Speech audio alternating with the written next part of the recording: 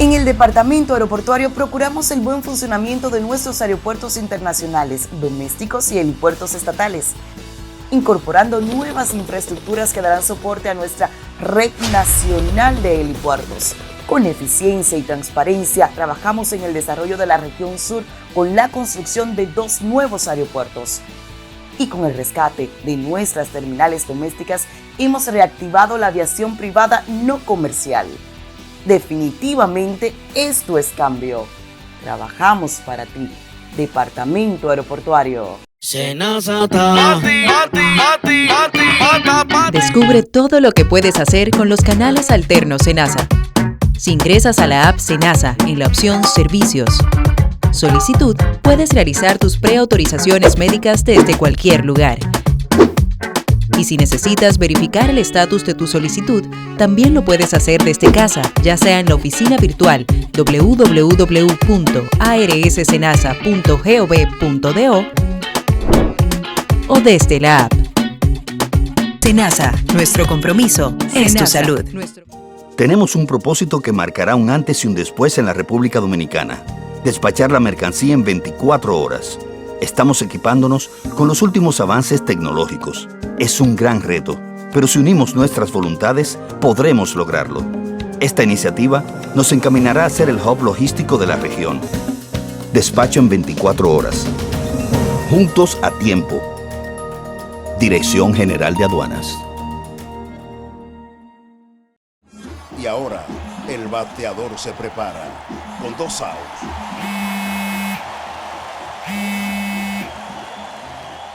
Hola. Hola, me habla el señor González. Ajá. Le llamamos porque usted es un cliente preferencial y queremos ofrecerle nuestra tarjeta Gol, la cual tiene infinitos beneficios, entre ellos descuentos en supermercados, salones de belleza, farmacias y acumula puntos para viajes al extranjero, incluso a la luna. Hay mejores formas de evitar llamadas no deseadas. A través de la aplicación de ProUsuario, ahora puedes solicitar que te excluyan de los listados de marketing de las entidades financieras. Descarga la app en Google Play y App Store. Solo tiene que indicarme dónde le enviamos el plástico de su tarjeta. No me digas. Y también recuerden hacer sus pedidos y pedirlo por fixo cargo en la descripción. Lo dije la semana pasada, pero ahora voy a mantener mi promesa. Van a encontrar ahí el enlace debajo de la descripción donde las primeras 5 libras de ustedes van a ser gratis. Ya lo usé. El enlace, me inscribí. Óyeme, te llega de una vez tu número, da todo. O sea, no tuve que hablar con nadie. Muy bien. Yo le dije, Iván, estoy quillado porque obviamente quiero hacer un contenido allá con los muchachos cuando vaya, porque ellos tienen un brand book, literal, de todos los beneficios que tienen. Pero Lego se ha demorado en entregarme mi carrito, Lamborghini. Entonces, nada, cuando llegue estaré por allá. Y le diré cuánto tomó desde que llega a Miami hasta llegar aquí a Santo Domingo.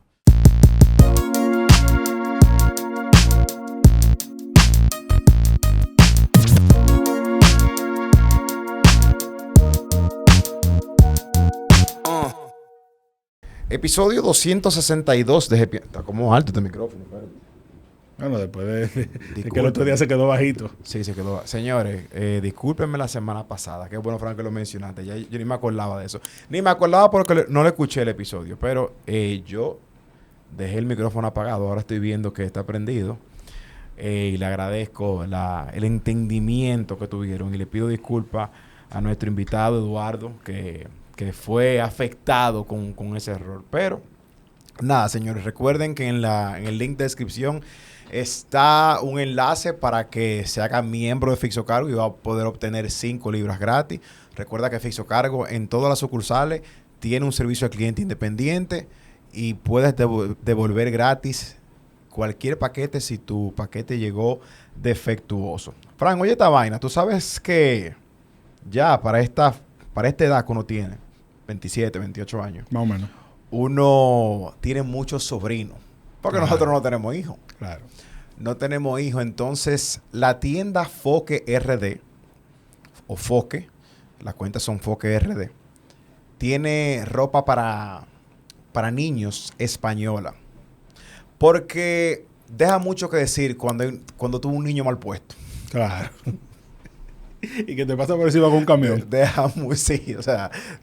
Usted no hace nada vistiéndose bien y que su hijo ande como un trapito, tirado. Entonces yo de verdad les extiendo de que vayan a Foque. Ellos ahora mismo están en la avenida Gustavo Mejía Ricard, que remodelaron el local. O sea, que vayan para allá, pregunten por el descuento Gepiano, que es de un 10%. Foque, ropa española para niños de 0 a 14 años. Foque con Q. Foque con Q. F-O-Q-U-E. El que sabe de estilo y de ropa sabe que Foque es lo más top que hay aquí en República Dominicana. Yo he hecho muchos regalos de Foque. Incluso una vez Sammy Sosa, un saludo a Carlos Grullón, me invitó al cumpleaños de su hijo. Sammy Sosa. Sammy Sosa. Sammy Sosa no me conoce, pero como yo soy amigo de Fernando Dawager y Domingo Dawager, ellos saben que yo era loco con Sammy y me extendieron una invitación y yo compré mi regalo ahí en Foque. Recuerdo que fue en la Torre Caney, hasta Nuria estaba. Eso fue como en el 2011, 2010, por ahí. No, el otro día. Sí, tú tenías como 17 años. Sí. Y Sammy todavía era mulato. Era mulato. En transición. Señores, más adelante voy a mencionar algunas ofertas que tiene Brands Avenue. Y que estaremos pronto por allá grabando con nuestros tenis on, porque oficialmente me compré mis tenis on gracias a Brands Avenue. Y recuerden también que Brands Avenue tiene una tienda digital con inventario real. Así que gracias a lo que compraron el Día del Padre por ahí. Y recuerden que están a tiempo para meterse todavía y regalar. Pidan también allá el descuento Gepiano. Señores, tenemos un invitado muy especial y muy duro hoy. Muy respetado. Una persona que cuando pasan eventos como este, viene aquí cansado, Fran, porque ya ha ido demasiado medio. No, oye, yo prendo la televisión, me lo encuentro. Pongo uno en YouTube, me lo encuentro. Veo un story, me lo encuentro. O sea, el hombre se ha movido estos días, porque en realidad él siempre ha sido un curioso, un experto y un especialista en temas diplomáticos. Intentábamos, aunque fue Don Omar quien dijo en su legendario verso de Guaya Guaya, solo es duro quien por 10 años puede mantenerlo. Mierda. Así que aguanta. Vamos en camino, Señoras y señores, Yatzel Román aquí con nosotros. Bienvenido, hermano. Gracias, Yatzel. Un aplauso, Yatzel. Miren, lo primero que tengo que decir es que cuando mencionaron que ninguno de los que estamos aquí tenemos hijos, yo tengo que decir que al inicio de este programa no tenía hijos, pero al final del programa sí lo voy a tener porque me he encontrado con que Gepiano tiene de adorno ahí una maquinita de Street Fighter 2. Así que yo voy a llegar a mi casa hoy teniendo 2 hijos y medio. No sé si el chamo nos va a acompañar ahí jugando, pero los voy a sonar a todos. Vamos a ver si es verdad que tú... Tú vas a jugar con Yulo, porque yo ahí me declaro que no sé, nunca conecté. Es lo mejor que puedo hacer porque... me rindo, desde ahora me rindo. Es lo mejor que puedo hacer porque en Street Fighter conmigo es como el diario de Didi, no salen. Tú sabes que tengo que dársela a Fran Valenzuela, mi hermano, mi querido hermano, que me avisó que en PriceMart, y un shout out a PriceMart, estaban vendiendo esa maquinita. Desde que Fran me la mandó, de que mira, Yulo, para el estudio, yo arranqué para allá de una vez. Y ahí mismo me ubicaron una gente. Después de este episodio se van a acabar porque la gente va a coger para allá a comprarla. Óyeme, pero de verdad que está a buen precio. O sea, costó 30,000 pesos y tú te pones a pensar, tú pides una maquinita de fuera. No, claro. Nada más sacarla aquí te cuesta eso. No, claro. Y Capcom Street Fighter 2 es uno de los videojuegos más legendarios de todos los tiempos. Así que si y esta tiene toda la Street Fighter, todas. No, claro, es una recopilación. Pero si Gepiano se levantó esta mañana sintiéndose bastante seguro de sí mismo, esta noche va a llegar con una dosis de humildad. Yatzel, mira, después de ¿verdad? Esta tertulia de introducción, hay una cruda realidad que estamos viviendo todo y creo que todo el mundo se ha solidarizado porque hemos visto como jóvenes que somos a lo largo del tiempo el gran sufrimiento que tiene el pueblo de Venezuela por el secuestro que tiene o que han tenido desde los últimos años de Hugo Chávez hasta la extensión del burro Maduro, claro, que ahora aún con más confianza se siente empoderado para hacer lo que quiera con ese país. Entonces, aprovecho, antes de pasar la palabra a Fran, para que nos ponga en contexto, de que hay un hermano venezolano aquí detrás de cámara, Salvador Aguaña, que está aquí con nosotros, que es el de la magia detrás del lente, y va a estar compartiendo con nosotros algunos de sus pensares como venezolano y como doliente de todo lo que está pasando. Entonces, para que sepan que esa será la voz de él cuando escuchen otra que no sea la nuestra. Mira, es bueno decir que al momento en el que estamos grabando, se están dando manifestaciones en Caracas por parte de la oposición porque justamente ayer María Corina Machado, que es la líder de la oposición, y luego vamos a explicar el por qué ella es la líder y no es la candidata, dijo que ya la oposición contaba con el 72-73% de las actas en sus manos y que con eso ellos podían demostrar que la oposición ganó y que Edmundo González es el presidente electo de Venezuela. Entonces, eso es lo que ha llevado a que se generen ahora manifestaciones, comenzando hoy frente a la Organización de las Naciones Unidas en Caracas, y eso ha sido multitudinario. Los videos están ahí en las redes y la verdad que una enorme cantidad de gente manifestándose. Entonces, dicho esto, y puestos en el momento ya que estamos, ¿había posibilidad real, Yatser, de que la oposición ganara esas elecciones el domingo y se le reconociera? Qué bueno que lo divides en dos preguntas porque son dos cosas distintas. En un país democrático, quien gana cobra, pero en un país antidemocrático no necesariamente quien gana cobra y no necesariamente quien es representativo se le permite participar. Entonces yo creo que vale la pena, aunque sea muy brevemente, recordar cómo llegamos a este domingo 28 de julio, que de por sí era el cumpleaños 70 del comandante Hugo Chávez Frías, que habría pues ganado las elecciones del 2012, pero nunca llegó a juramentarse. Pero de nuevo, voy a ser muy breve porque estamos hablando de presente y futuro. Pero sabemos que Venezuela, fruto de la crisis del Medio Oriente de los años... ¿Tú eres chavista? No, de ninguna manera. No, de que como vi que le dijiste comandante con mucho... Bueno, era pues el término que se utilizaba en todo momento para referirse a él. Él fue teniente coronel, era su rango formal, pero yo... Que de hecho estudió aquí. Estuvo mucho y echó raíces aquí. Y jugó softball aquí. Sí, jugaba softball. Tenía novia aquí también. Sí, frecuentemente. Bueno, Chávez era conocido como un notorio ligador. Incluso, ¿matador? Sí, definitivamente. Él ha dado por el centro. Si vieron incluso la serie que viene del libro de Moisés Naim, en prácticamente todos los episodios hay un episodio en ese sentido. Pero de nuevo, ¿cómo llega Hugo Chávez al poder? Quería hablar de la Venezuela de los años 70, que por la crisis de Medio Oriente se vio beneficiada, ya que los países productores de petróleo en esa parte del mundo decidieron disminuir su output en protesta por el apoyo de Estados Unidos a Israel, y eso significó que la producción petrolera de Venezuela recibió mayores inversiones y fue un crecimiento espectacular. Sin embargo, ese crecimiento espectacular no fue acompañado de reformas que permitieran hacer sostenible el gasto social que de ahí surge.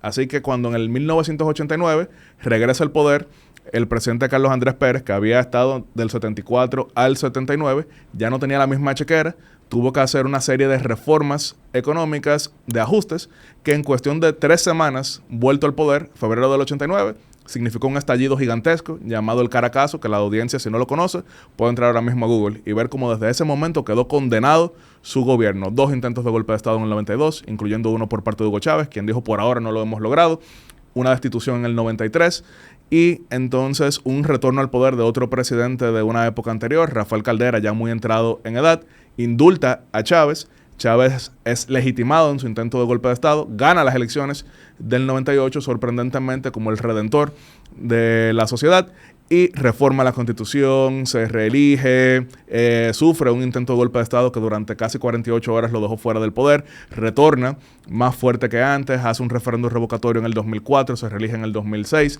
se enferma de cáncer en el año 2011, se presenta a una última reelección en el 2012 porque había nuevamente reformado la Constitución mediante 2 referéndums, uno que fracasó, otro que sí lo logró, muere antes de tomar el poder. Sin embargo, le dice a sus electores que si algo le pasara en su tratamiento debían votar por Nicolás Maduro, que había sido su canciller.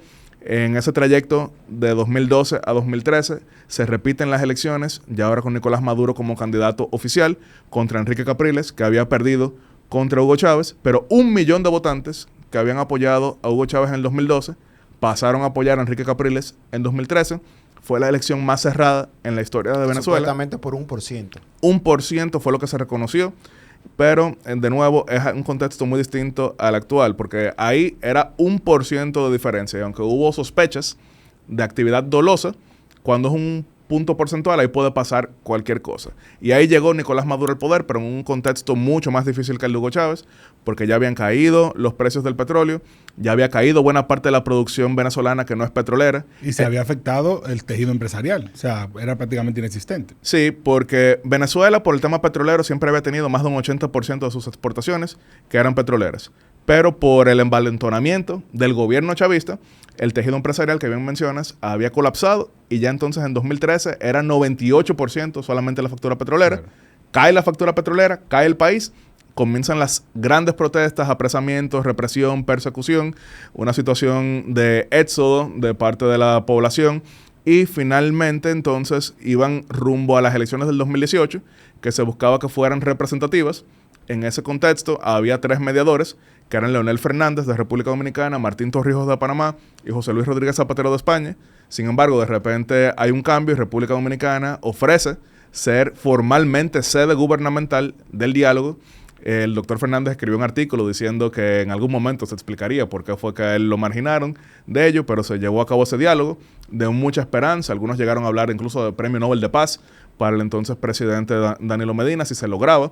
Pero en 2018, el día, y lo recordarán todos ustedes, la audiencia puede buscarlo. De hecho, si en algún momento podemos hacer una pequeña edición, hasta se busca el momento en que estaba el lapicero en el centro de convenciones de la Cancillería, que se pensaba, bueno, se arregló todo, habrá elecciones pacíficas, pero la oposición no firmó, las condiciones eran inaceptables y finalmente se hicieron elecciones de nuevo en 2018, pero sin participación opositora. Fue una farsa de Nicolás Maduro con solamente 45% de participación. Ahí se comienza el aislamiento de Nicolás Maduro, que ya pasa a ser formalmente dictador porque representaba un gobierno que no era resultado de elecciones. En 2019 hubo un intento de transición apoyando a la Asamblea Nacional representada por Juan Guaidó. Eso se suponía que iba a ser breve, pero pasaron 2 años y no hubo cambio. Finalmente se acabó el reconocimiento a Juan Guaidó y ahora mismo no hay gobierno mayoritariamente reconocido hacia Venezuela.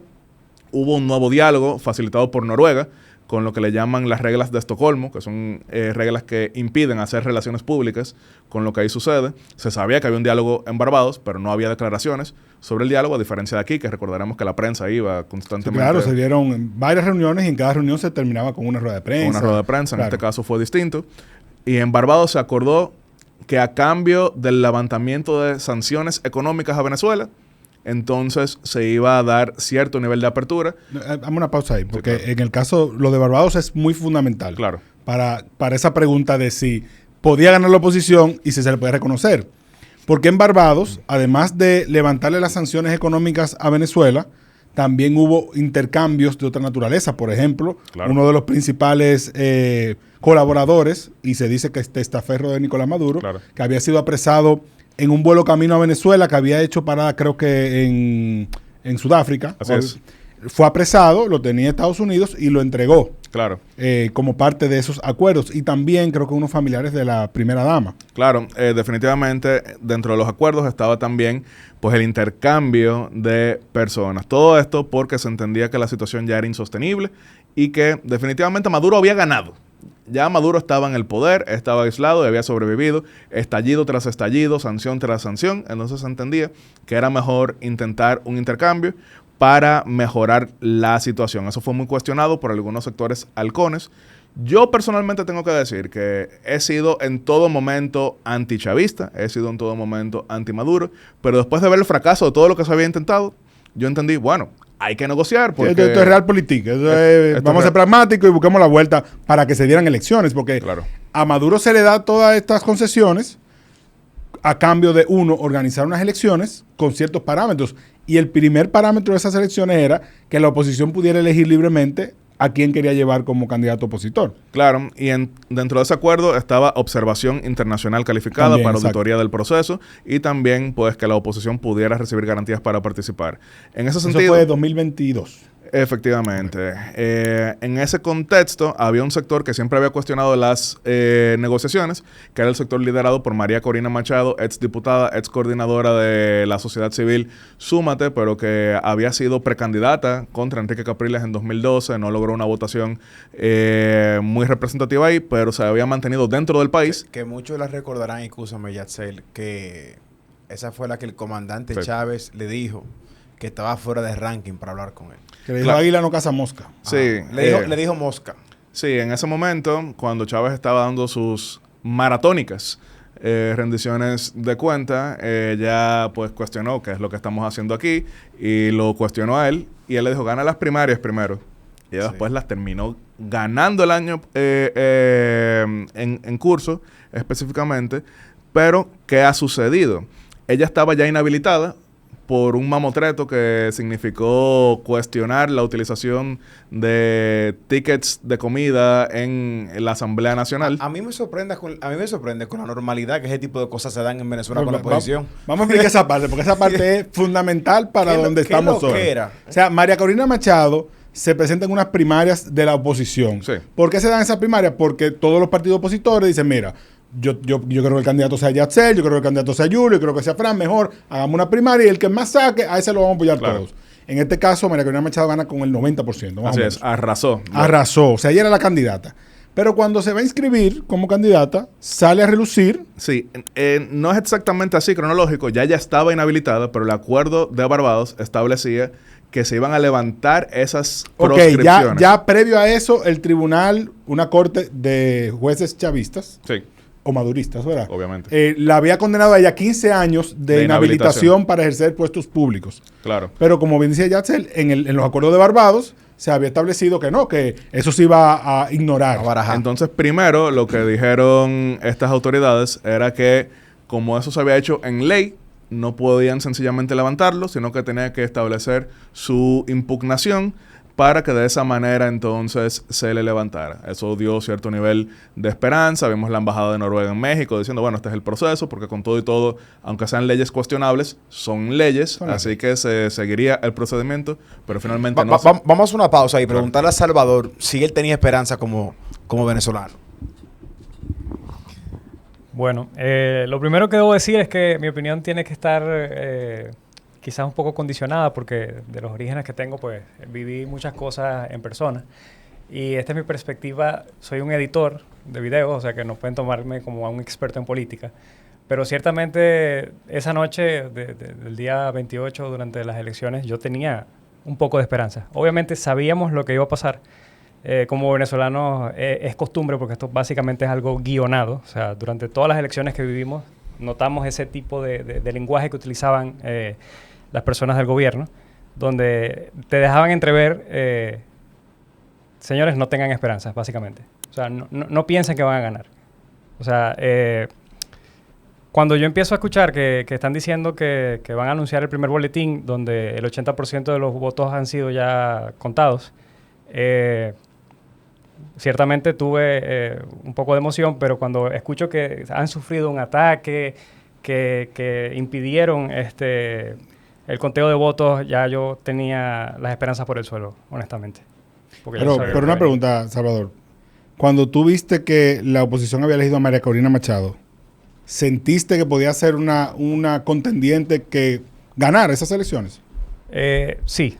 Obviamente conocía de su inhabilitación, más sin embargo entendía que era una persona que poco se había visto inmiscuida en asuntos de corrupción, a diferencia de, por ejemplo, en el asunto de Capriles, el asunto de Guaidó, que por ejemplo Guaidó podría considerarse una persona no grata en el país. O sea, no hay nadie que tenga una opinión. En Washington ahora mismo, ¿no? Sí, o sea, no hay nadie que tenga una opinión positiva.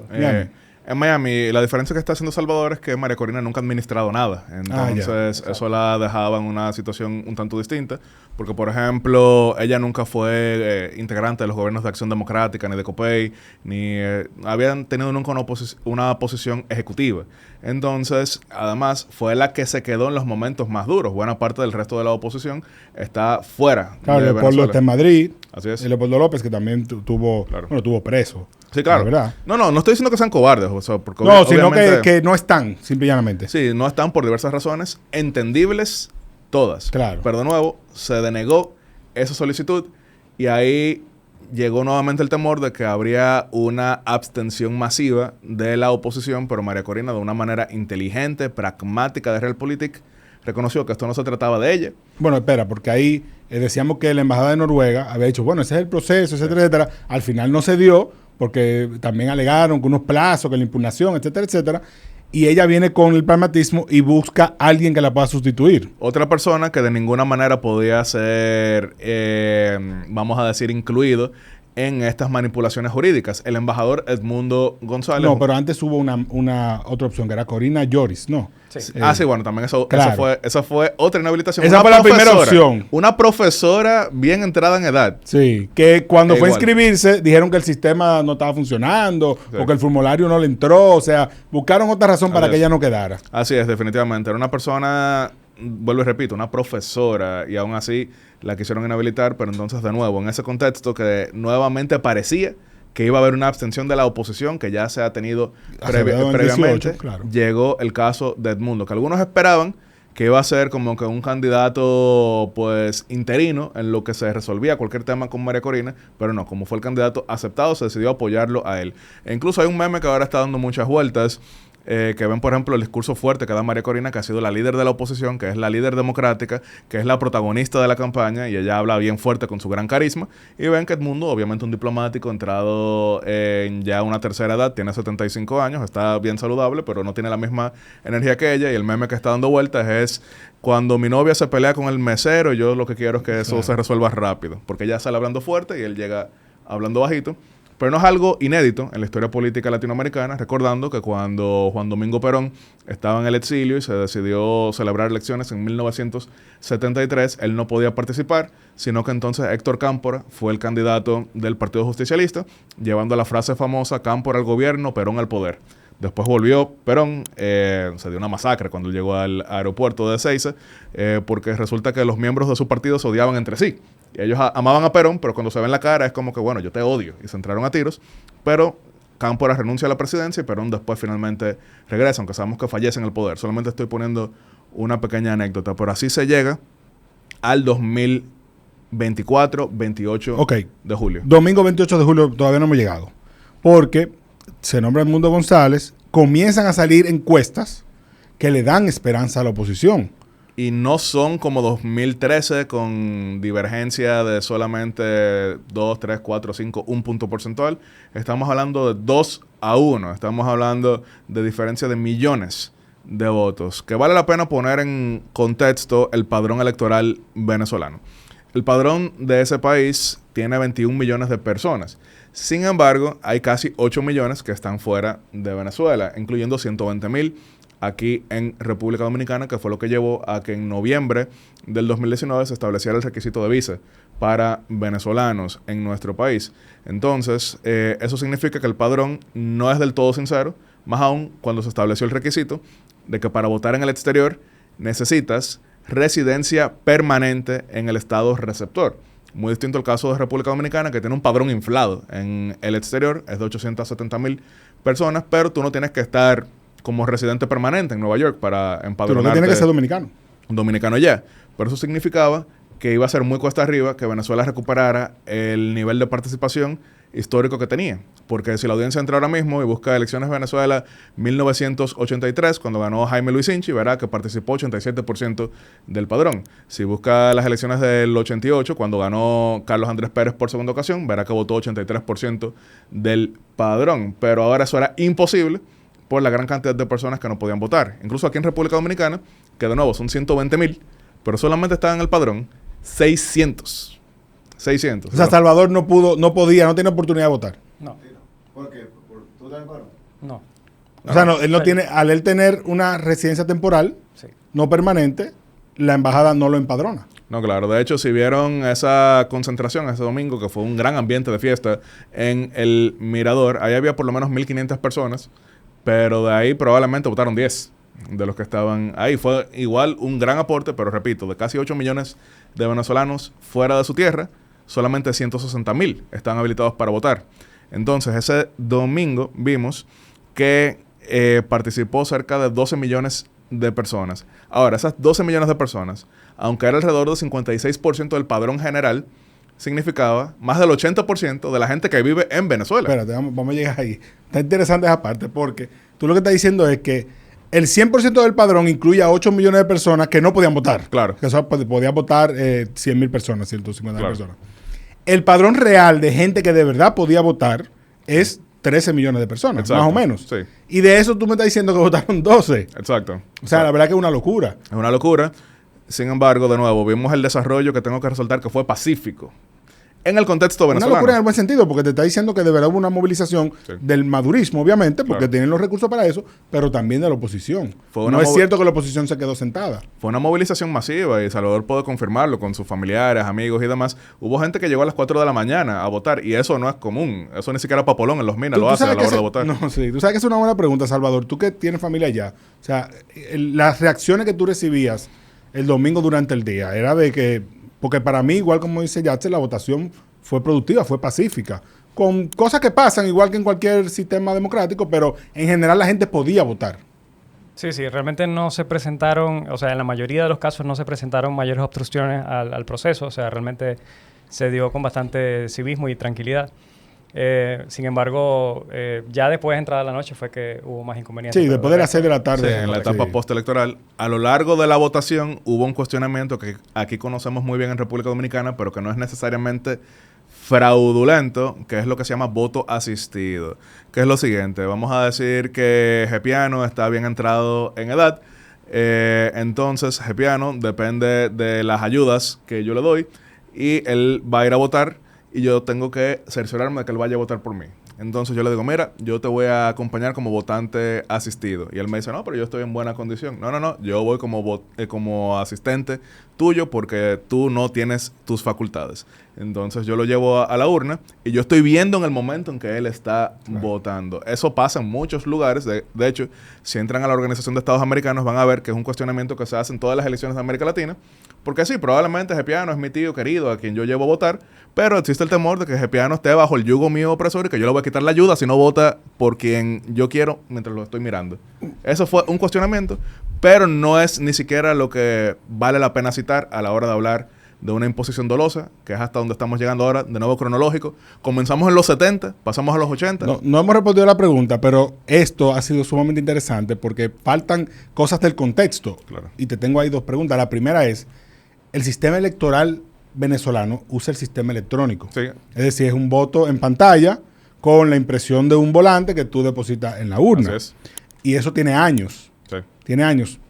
Nivel real de confiabilidad de ese sistema, ¿cuál ha sido en el pasado? O sea, ya sabemos que una cosa es que tú me digas a mí que a votar nada más va la gente mía, que fue lo que Maduro hizo en el 2018. Mira, la oposición no está, yo llevo a mi grupo y bueno, es verdad, yo saqué 90% de los votos, pero esos fueron los que fueron a votar. Otra cosa es que en otras ocasiones se haya cuestionado el sistema de votación. Porque, por ejemplo, cuando fue Capriles con Chávez, que fue ese 1% más o menos. Capriles con Maduro fue 1%. Con Maduro, perdón. Ajá. Con Chávez fue 13%. Exacto. ¿El sistema fue cuestionado?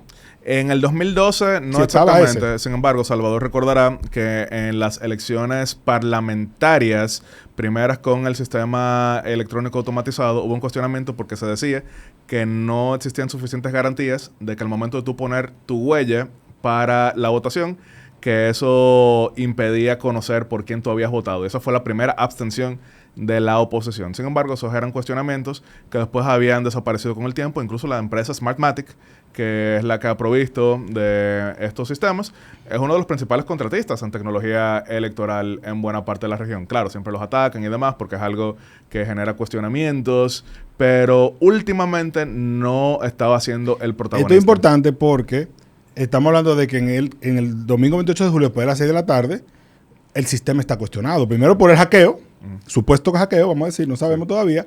Y segundo, por las actas que la oposición no recibió. Pero vamos a llegar ahí. La segunda pregunta que te quiero hacer es, el rol que jugó, porque se dan los acuerdos de Barbados. Sí. Y yo recuerdo que poco tiempo después vino el tema de el Esequibo. Sí. Del conflicto con Guyana que llevó a un referéndum. Claro. ¿Qué rol jugó eso en que Maduro se preparara para estas elecciones? Sí, en el tema del Esequibo no parece que eso le haya servido de absolutamente nada porque aunque sí hubo unión nacionalista, porque es un tema que trasciende las líneas ideológicas, políticas, no significó que eso coaligara alrededor de Maduro. Y es algo similar, aunque con un impacto económico mucho mayor a lo que pasó en Argentina con las Malvinas. Quien comenzó el reclamo de las Malvinas fue la dictadura militar. Sin embargo, hemos visto que gobierno tras gobierno, todos, centro izquierda, centro derecha, reviven el tema. Es algo que de nuevo trasciende, pero no parece haber significado que nadie fuese a votar por Maduro en base a defensa del Esequibo, que incluso llegó un momento a hablar porque hay que recordar el referéndum para qué era. El referéndum no era para preguntar si están de acuerdo con que el Esequibo pertenece a Venezuela. Era para emprender acciones en contra de Guyana. Claro. Que es parte de lo que también ha significado un choque a lo interno de CARICOM. Hay que recordar que en Guyana es que se encuentra la Secretaría de CARICOM y la mayoría de países están alineados con Guyana, que es ahora mismo el amigo que todo el mundo quiere tener. Sí, porque es millonario. Pero hay 2 integrantes de CARICOM que sí han sido hasta ahora eminentemente chavistas, que es Dominica con el primer ministro Skerrit, que llevan el poder desde el año 2004, y San Vicente y Granadinas con el mejor amigo de Danilo Medina, después de Leonel Fernández, Ralph González, que llevan el poder desde el 2001. Esos son los únicos 2 que hasta ahora siguen alineados con Maduro. Última pregunta de contexto. El tema de los observadores. Claro. Porque eso generó mucho ruido, porque el sábado comenzaron a circular unos videos de expresidentes, incluyendo Vicente Fox, creo que estaba Mireya Moscoso, que fue de Panamá, estaba Pastrana de Colombia. No, Pastrana no fue en esta ocasión, porque a Pastrana lo expulsaron en el 2015. Ok, pues entonces Vicente Fox, había otras figuras. Sí, no, los menciono. Tuto Quiroga, Miguel Ángel Rodríguez de Costa Rica, Mireya Moscoso de Panamá, Marta Lucía Ramírez de Colombia, ex vicepresidenta, y desde luego estamos hablando también de Vicente Fox de México, que estaba en el vuelo de Copa hacia Venezuela. De Panamá hacia Venezuela, y al vuelo no se le dejó despegar, porque supuestamente ellos no estaban acreditados. Ese era el argumento. Ahora, mi pregunta es, en un proceso donde presuntamente habían 600 observadores, entre comillas, ¿verdad? Claro. Pero vamos a destacar que entre esos observadores hay instituciones que participan en todos los procesos y que no son del oficialismo necesariamente. Y ni siquiera voy a mencionar el caso de Leonel Fernández. Claro. Centro Carter. O sea, el Centro Carter no va por el oficialismo ni por la oposición. Va solamente como ente neutral. Claro, solamente la OEA. La OEA no estuvo. Ni la Unión Europea. ¿Y por qué hicieron un informe en la OEA? La OEA hizo un informe con la información que le ha llegado, valga la redundancia, pero no se acreditó. De nuevo, hay que recordar que Venezuela se ha marginado de la OEA, al igual que Nicaragua en ese sentido. Entonces no ha permitido una misión. Entonces, al final, ¿quiénes estuvieron? ¿Quiénes estuvieron? Yo primero quiero resaltar lo siguiente. Yo he estado en 37 elecciones en 24 países. Así que de esto yo sé un poquito. Como observador. Sí, así es. Observador en diversas misiones técnicas, con la Organización de Estados Americanos, con la Unión Europea, con el mismo Centro Carter y demás, y también de acompañamiento. ¿Cuál es la diferencia entre misiones de acompañamiento y misiones técnicas? En las técnicas yo no puedo ni siquiera hablar porque es el organismo y es más desde el punto de vista de una auditoría. Ahora, las de acompañamiento, que tú también conoces, son de que, por ejemplo, aquí Partido de la Liberación Dominicana es miembro de la Conferencia Permanente de Partidos Políticos de América Latina y el Caribe. COPAL. Y, por ejemplo, en 2020 tenían una delegación que los estuvo acompañando en las elecciones. No eran observadores técnicos, sino que eran personas que obviamente su inclinación es que ganara el PLD, pero estaban aquí, solamente que no podían dar discursos grandilocuentes, lo podían dar fuera de ahí, y entonces acompañaban al partido. Margarita Cedeño de Fernández, que se ha pronunciado, ella fue jefa de misión de COPAL en Honduras, por ejemplo, yo estuve ahí en 2021. Bueno, pues tú sabes exactamente de lo que estoy hablando. En el comunicado que COPAL había sacado antes de esas elecciones, recordarás que dijo, y bueno, le deseamos éxito a nuestros partidos miembros, Libre y el Partido Liberal. Exacto. Pero ya estando en Honduras, no fue que Margarita en ningún momento dijo, bueno, que gane Libre. Ahí estuvo acreditada.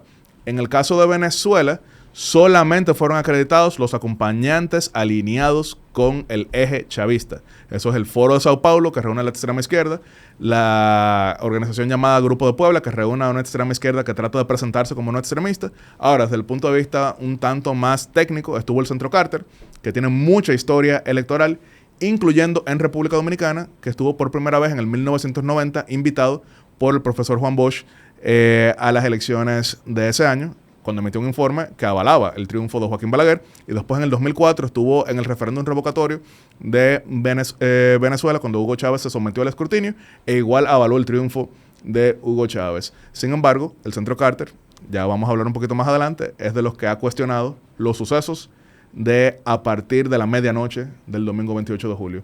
En el caso de Leonel Fernández, yo quiero mencionar lo siguiente, porque a mí me han querido meter en un saco de gente en el que no me encuentro.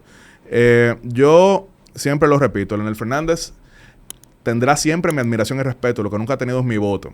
Y yo veo en él una persona con un alto sentido de la historia, es una persona que toma muy en serio su propia figura, así que de ninguna manera yo espero que él se sume al grupo de aplaudidores de una situación de imposición dolosa. Él es una persona, en mi opinión, moderada, aunque obviamente tuvo una formación a la izquierda cuando estaba en los grupos universitarios, pero miren que junto a Ernesto Samper de Colombia y también a Zapatero de España, él se reunió con todos los demás candidatos, pero ellos dos no lo acompañaron para la reunión con Edmundo. Él fue el único observador acreditado por el régimen que se reunió con Edmundo. Así que yo sí creo que él pudiera utilizar esto para hablar con información. Eso no tiene que decir dar declaraciones grandilocuentes, lo puede manejar en privado y demás, como él entiende. Pero yo sí entiendo que una presencia moderada ayuda en Venezuela. Es lo que yo quiero creer que es Leonel Fernández. Esto no lo estaría diciendo Yatzel de hace 7 años cuando era, no, fuego, fuego, fuego, fuego. Pero como fuego, fuego y fuego fracasó, entonces ahora yo sí entiendo que hace falta alguien que tenga acceso. Vamos a aplicar eso, porque en realidad yo he planteado que el que Leonel Fernández acuda como observador no es nada malo. Eso entiendo yo. Él es un líder. Y tú votaste por él, reconocido, pero yo no. Claro, pero es un líder reconocido que lo ha hecho en otras ocasiones. En 2008, no fue que votó por él en el 24, creo yo. No, en el 24 no. Pero es un líder reconocido que tiene el derecho de asistir y lo ha hecho en otras ocasiones. O sea que no es nada malo. Segundo, porque creo que la oposición en ningún momento lo objetó. A él no. Porque él incluso fue jefe de misión de UNASUR en las elecciones de Venezuela del 2015, en la época que Ernesto Samper era secretario general de UNASUR, pero también Leonel Fernández ha sido jefe de misión de la OEA en las elecciones mexicanas de 2018, cuando ganó Andrés Manuel López Obrador. Fue jefe de misión de la OEA en 2016, febrero, cuando Evo Morales se sometió a un referéndum reeleccionista y también perdió. Y en ese mismo 2015 había perdido el gobierno. Entonces también quizá la audiencia se preguntará, bueno, pero entonces Yatzel defiende la presencia de Leonel Fernández en Venezuela porque cada vez que él iba a elecciones perdía el gobierno. También eso puede jugar un poquito, pero él tiene amplia experiencia. Él también tiene amplia experiencia electoral. Pero bien, qué bueno que tú haces esa observación. Porque y en Ecuador 2017 él también fue jefe de misión. Bueno, ahí sí ganó el oficialismo, que fue Lenín Moreno, pero que al mes se peleó con Rafael Correa, así que fue como que perdió Correa. En este caso, qué bueno que tú haces esa observación, que en la reunión con Edmundo González está Leonel, pero no está Samper ni está Zapatero. Está Leonel solo. Y también otra observación importante es que en el informe que hace Leonel, lo firman él y Samper. Pero no Zapatero. Pero no lo firma Zapatero. Que también me llamó mucho la atención. Y quizás el error que yo sí creo que cometió Leonel fue dar como muy categórico, ser muy categórico al momento de valorar el sistema electoral venezolano. Que es un tanto irónico tomando en cuenta que él aquí ha sido uno de los mayores enemigos del voto automatizado. Yo no estoy diciendo que él esté bien ni esté mal en esa oposición al voto automatizado, pero miren el aval tan grande que le da al sistema en Venezuela y que aquí, de hecho, no quiero decir que solamente por él, fue por el fracaso de febrero, pero aquí no tendremos voto automatizado probablemente. No, por 20 años. Por 20 años. Claro, totalmente. Entonces, nada. Sí, pero es irónico ver a Leonel emitir ese comunicado con el pataleo que él tuvo en el 2019 en esa contienda interna de las primarias del PLD con Gonzalo, y ahora como que este silencio extraño mientras él estuvo allá. Yo leí el comunicado de él y a mí solamente me pareció que a él nada más le faltó felicitar a Maduro por su triunfo. O sea, claro, hay que llegar a la tercera página para ver... yo la leí todas. Sí, en realidad... El líder debió dejar eso nada más el último pedazo para entenderlo mejor. No, si usted se iba a quedar callado, debió ya quedarse callado. Digo, no sé, pero... Claro, sin embargo, con todo y todo, y ya entrando así a los cuestionamientos, sí pide lo que está pidiendo prácticamente todo el mundo sensato. Claro, en un lenguaje que es casi que pidiéndole perdón al chavismo, pero sí dice junto a Samper que las actas tienen que revelarse. Y ahora quizá vamos a entrar en la etapa posterior a las 6 de la tarde del 28 de julio. Pero antes de entrar ahí, pues siéntate ahí, Salvador, te voy a poner la cámara. Yo quiero que antes de entrar ahí de lleno, quizás como una última, ¿verdad?, aparición, o si él lo desea así, yo quiero que Salvador, por lo menos, en breves palabras, narre qué se siente estar bajo un régimen de Maduro, viviendo allá, y después también que explique las razones por las que uno tiene que venir aquí y cómo te sientes tú aquí en el país con la situación actual.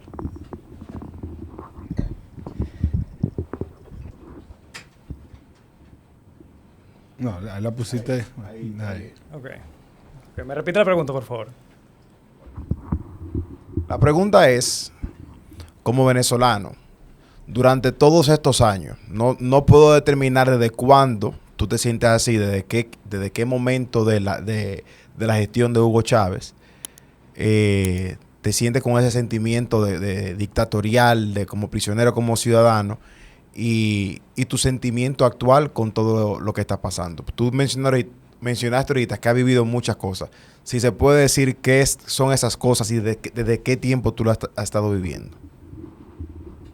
Bien, lo primero, tengo recuerdos de cuando gana Chávez. Obviamente yo no sabía absolutamente nada, simplemente tuve referencias de familiares que conocían de la historia, de que sabían.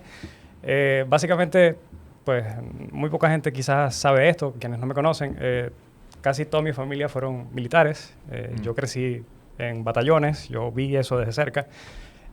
Lógicamente, pues, al yo ver eso, pues, nada, yo decía, bueno, una persona que está relacionada con el mundo militar posiblemente pueda, no sé, hacer algo. Yo no conozco nada de la historia. Obviamente me puse a investigar, entendí muchas de las cosas que estaban ocurriendo. Empiezo yo a sentir este tema de la opresión cuando quizás, no sé, en el 2007, 2008, las cosas empiezan a complicarse un poco más. Obviamente, pues, estando yo no directamente en las protestas, porque obviamente había persecución, sí la había. Había censura a la libertad de expresión. Yo recibí llamados a mi casa de parte de fuerzas del Estado diciendo que por favor no escribiera más cosas. Vamos a resumirlo de esa manera. Digamos que empiezo yo a notar más esto que cada vez se está acercando más este tema de la dictadura, pues, cuando compañeros míos de la universidad son apresados por protestar.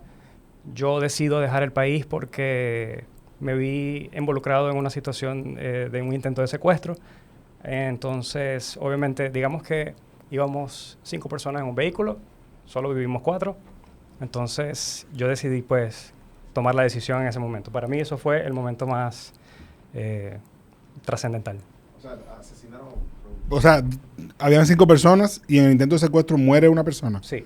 ¿Que era amigo tuyo? No. ¿Familiar? Era mi pareja, era mi novia. Wow. Entonces, yo digo, si esta situación continúa, yo capaz próximamente sea yo el siguiente.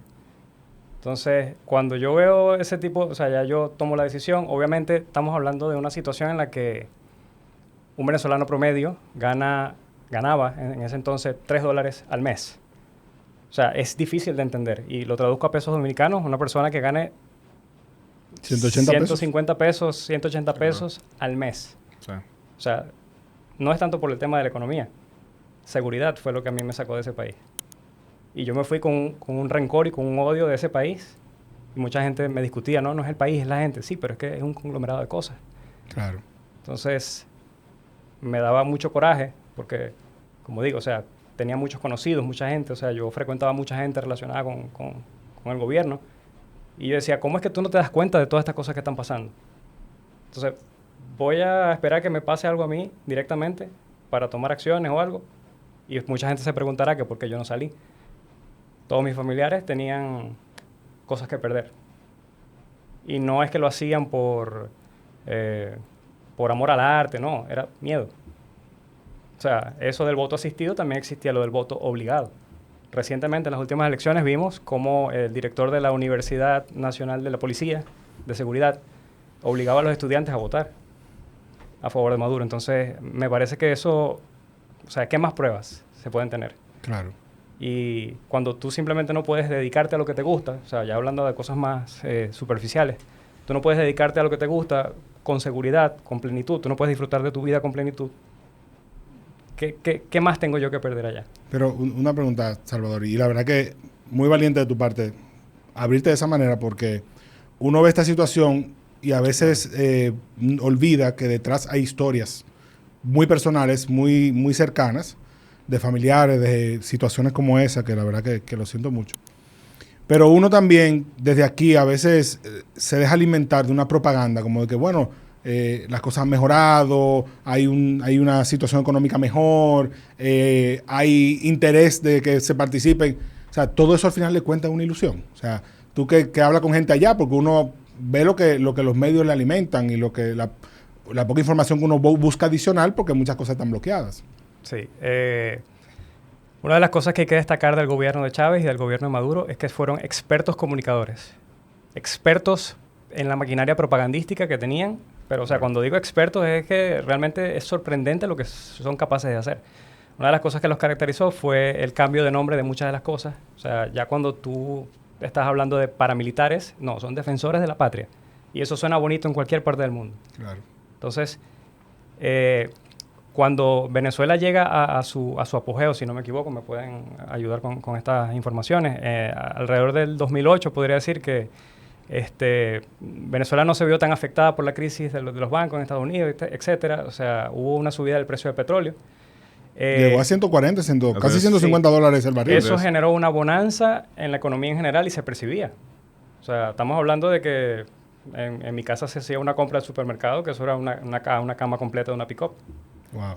Cuando me fui, el sueldo de mi madre alcanzaba para 2 fundas de comida. Párate ahí, porque para entender, en ese momento del 2008, estamos hablando de que tu familia era clase media. Sí. O sea, comparando con República Dominicana, Sí. ¿verdad? Uh-huh. ¿Y se dedicaba a qué? Mi papá era militar. Mi mamá era profesora docente. Entonces, eran salarios relativamente estables. Modestos, claro. Sí, o sea, se podía vivir con tranquilidad. Clase media. Exacto.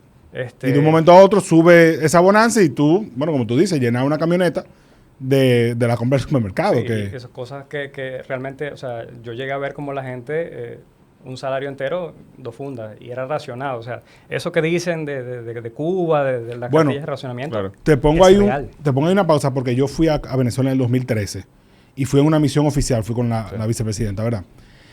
Se supone que nos enseñaron lo mejor de Caracas. Y la verdad es que daba pena. Daba mucha pena. Primero porque el hotel en el que nos quedamos, que se suponía de los mejores, le faltaba todo. O sea, es como ir al peor hotel de aquí de Santo Domingo ahora mismo. Sí, ya estaba golpeado para 2013. Muy golpeado. Contrario a la propaganda que bien mencionan tú y Salvador, la situación previo a las sanciones ya era deplorable. Mira, Salvador, yo me quedé completamente callado cuando tú haces ese relato ahora, porque como bien dijo Frank, a veces uno escucha esas estadísticas, 7 millones de desplazados, cuando uno escucha de lo que es la pérdida de la capacidad de compra, el auge de la criminalidad y demás, uno lo cita como números. Y de nuevo, Frank y yo, que nos gusta frecuentemente dar seguimiento a esas estadísticas, pero escuchar de quien lo ha vivido, de quien tuvo que ver como un ser querido cayó a manos de esa violencia, de quien vio cómo su vida cambió por completo. Y el tema migratorio, yo sé que para muchos dominicanos que nos están escuchando dirán, bueno, pero los dominicanos también emigran mucho, pero es una situación muy distinta porque Venezuela no era un país emigrante. Venezuela no era un país pobre, comenzó por ahí. Comenzando por ahí. Venezuela no era un país emigrante y no están emigrando por deseo, sino por... Claro. Aquí mucha gente emigra por necesidad económica. Claro. Pero aquí están emigrando por necesidad hasta de su propia vida. Claro, y de nuevo, cuando estamos hablando de que ha sido el éxodo más grande en la historia del hemisferio occidental y que está en números comparables con Siria, es importante escuchar estas historias porque, de nuevo, Salvador, mira, me rompe el corazón. Me duele tu historia, pero lo que más me duele es saber que tú no eres una excepción. Eso es lo que yo creo que lo hace más potente aún. Tu historia es potente no por ser una excepción, es por ser la norma de tanta gente. Así que de verdad que mi solidaridad contigo, con tu familia y con todo el pueblo de Venezuela, que no quiere que gobierne una persona. El pueblo de Venezuela no quiere que esté Edmundo, no quiere que esté María Corina. El pueblo de Venezuela lo que quiere es paz, unión y superar esta larga noche de sufrimiento. Yo decía... Y aprovecho yo entonces ya para finalizar mi intervención. Aquí ya, la costumbre. Ahora como me comentas eso, yo quiero agradecerle a todos los dominicanos que me han escrito mensajes en privado, de conocidos, amigos muy cercanos que se han solidarizado. Simplemente me han preguntado, mira, ¿cómo estás? ¿Cómo te sientes? ¿Cómo están las cosas allá? O sea, yo de verdad me siento muy bien acá. Y terminando la pregunta acá de Julio, de cómo me he sentido. Obviamente es angustia porque recibo comentarios de mi familia, de cómo están las cosas, de que estamos todos tranquilos, estamos todos bien, estamos tratando de mantenernos seguros, pero realmente yo me he sentido bastante contenido con las personas que me han escrito y de verdad les agradezco infinitamente eso porque de verdad, o sea, básicamente son desconocidos que capaz incluso me brindan soporte en una situación como esta, porque no es fácil. Mira, y ese tema... Hace poco yo veía muchos videos de gente retornando a Venezuela, sobre todo después de los acuerdos. Y uno pensaría como que, bueno, pero qué bien, porque significa que de alguna manera u otra, toda esta gente que ha tenido que irse obligatoriamente está viendo una luz al final del túnel. Y esa luz al final del túnel eran las elecciones del domingo pasado. Claro. De tener de alguna manera una esperanza de, ok, quizás finalmente se logra un verdadero cambio en Venezuela y vuelven a hacer la cosa como antes. Porque yo me pregunto, yo me leía mucho la historia de Hugo Chávez porque a mí me gustaba Hugo Chávez. En una época leí mucho sobre él.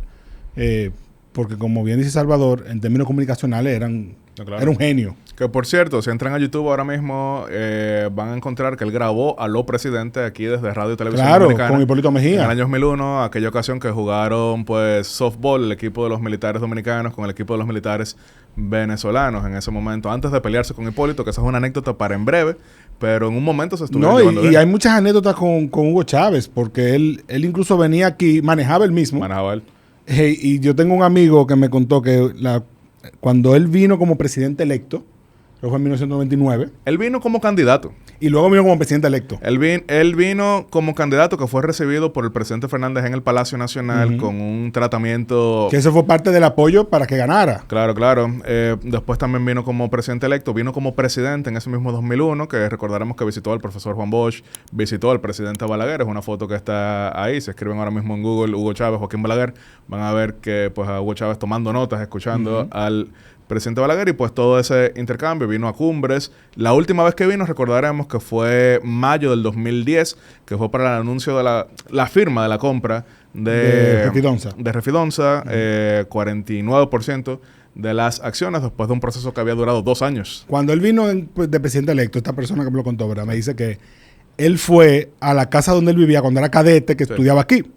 Y al frente había un colmado que él solía coger fiado, un buen dominicano, y le debía y hacía echarse con esos tigres. Bueno, pues él se paró ahí. En una época en la que no se sabía que en Venezuela había ganado un presidente. O sea, eso, claro. La gente estaba muy ajena a esas cosas. Y él comienza a tirarle piedra al del colmado. Y a decirle, Sal, ven, que estoy aquí. Ven, cóbrame ahora. Mira con quién ando. Y él andaba, obviamente, con el séquito militar de él y de mucha gente. Y cuando ellos salieron, dijeron, pues el chamo que vivía ahí. Y entonces se enteraron que el tipo había ganado como presidente. Y supuestamente hasta los invitó a la toma de posesión, se llevó a mucha gente allá. Entonces uno se pregunta, una gente así, que viene tan de abajo, que luchó tanto, que tenía ideales, el mismo Maduro, que de alguna manera u otra fue parte de un gobierno con ciertos ideales, ¿cómo dejan que un país llegue a eso? ¿Cómo dejan que un país llegue a que 7 millones de personas hoy no puedan y otros no quieran volver a su país por miedo, por la situación, por ser perseguidos? O sea, que ¿cómo tú gobiernas un país de esa manera? O sea, pierde toda mi admiración en ese mismo momento.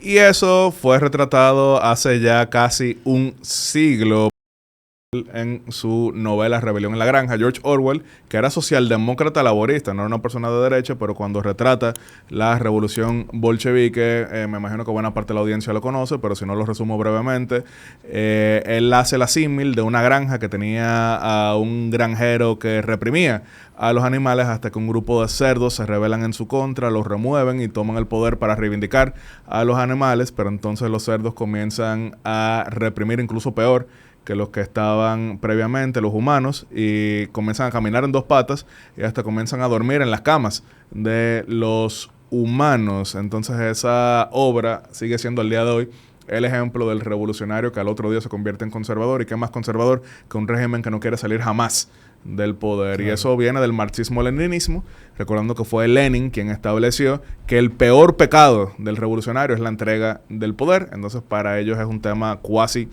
religioso, porque todo se trata de la revolución, muy distinto a dictaduras, que no estoy diciendo que sean buenas, pero dictaduras de una formación más occidental, que en el momento en que se ven completamente aislados, piensan, bueno, ya me fui, ok, no pude más.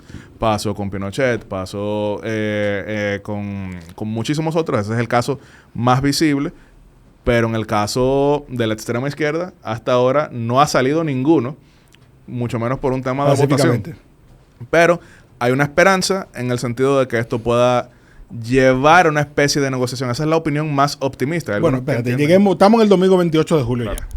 Como decíamos anteriormente. Pero sí, Frank, llegando ahí, yo quiero que Yatzel me diga si hay forma posible. Tú mencionaste lo de los habitantes, el pueblo votante. ¿Hay forma, tú creerías, que Maduro de verdad ganó por votos? No. No hay forma. O sea, ni siquiera te dejo terminar la pregunta. Ahí no hay forma. Ahí, en el mejor de los casos, él perdió por 2 millones de votos. Y eso es lo que cambia la situación. Porque, repito, en el 2013 hubo un punto porcentual de diferencia. Entonces, aunque algunas personas consideraron que se habían robado las elecciones, nadie en ningún momento dijo gané por 10 puntos y demás. Ahora no hay forma. Yo quiero explicar un poquito cómo funcionan o han funcionado hasta ahora las modalidades de fraude electoral en América Latina más que todo. Eso es muy interesante porque, sobre todo, si han sido las mismas, si han sido diferentes, porque vemos que es casi una burla. Ellos ponen el número que entienden. Fíjate con lo de Capriles, que fue 1%. Después lo de Guaidó, lo reconoció todo el mundo, pero aún así hay que admitirlo. Le pueden decir burro, le pueden decir lo que sea, pero el hombre parece invencible ahora mismo. Sí, nadie dura 11 años en el poder siendo completamente un burro. Pero quiero detallar cómo han sido las modalidades de fraude hasta ahora, algunas más sofisticadas que otras. Está lo que se llama dislocamiento del padrón, de que, por ejemplo, yo identifico que Frank en el Distrito Nacional es un votante en contra mío y entonces aquí es donde yo tengo la mayor competencia. Entonces Frank llega a votar ese día, pero resulta que Frank sale en el padrón en Ocoa. Entonces le dicen, bueno, tienes que ir a votar a Ocoa. Entonces Frank, que quizás no es un votante tan comprometido, dice, bueno, yo no voy a votar. Entonces Frank no votó, pero Gepiano, que sí vota por mí, llegó. Entonces yo saqué más votos. Y eso es muy difícil desde el punto de vista postelectoral, porque la persona por quien Frank iba a votar, vamos a decir que es Salvador, no puede decir que sacó más votos que yo, porque Frank no llegó. Gepiano sí, pero Frank no llegó porque yo lo disloqué del padrón. Claro. Esa es una modalidad de fraude electoral que fue lo que se comprobó aquí en el 1994 y fue lo que llevó a elecciones repetidas en el 96. Pero aún así, en actas entonces consta una legalidad. Sin embargo, aquí logramos una salida negociada.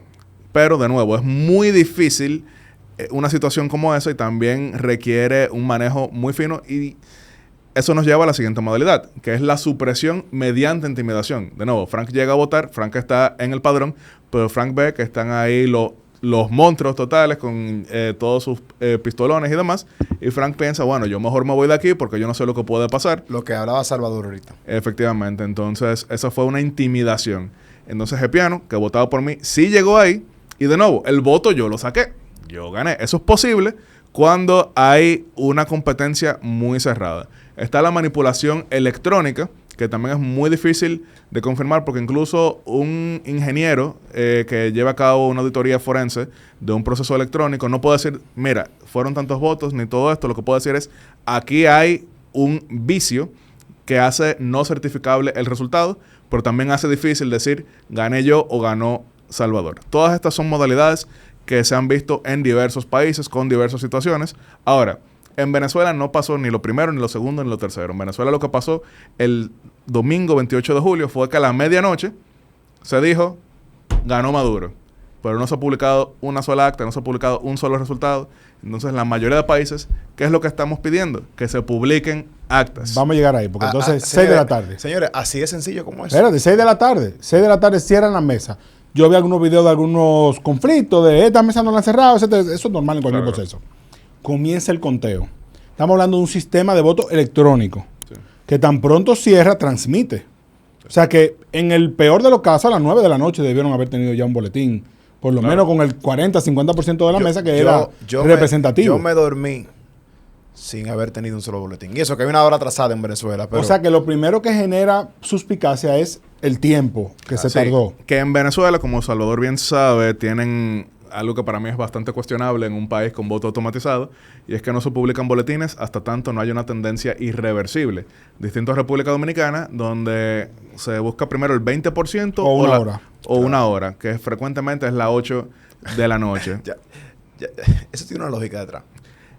Supuestamente era para disminuir los gritos de fraude, porque, por ejemplo, miren Brasil. Brasil va publicando los datos en tiempo real de manera muy rápida con voto electrónico, al punto de que Brasil, teniendo el padrón electoral más grande de toda América y creo que tiene transparencia. O sea, yo creo que esa es la principal campaña de una junta o de cómo se llama, el CD. Sí, y para colmo, que también hay que mencionarlo, la ley en Venezuela establece que nadie puede dar ningún tipo de resultado, so pena de ser sometido. Pero ni siquiera de encuesta, porque yo veo que, por ejemplo... Qué bueno que tú mencionas la encuesta, porque no hablamos de la encuesta boca de urna.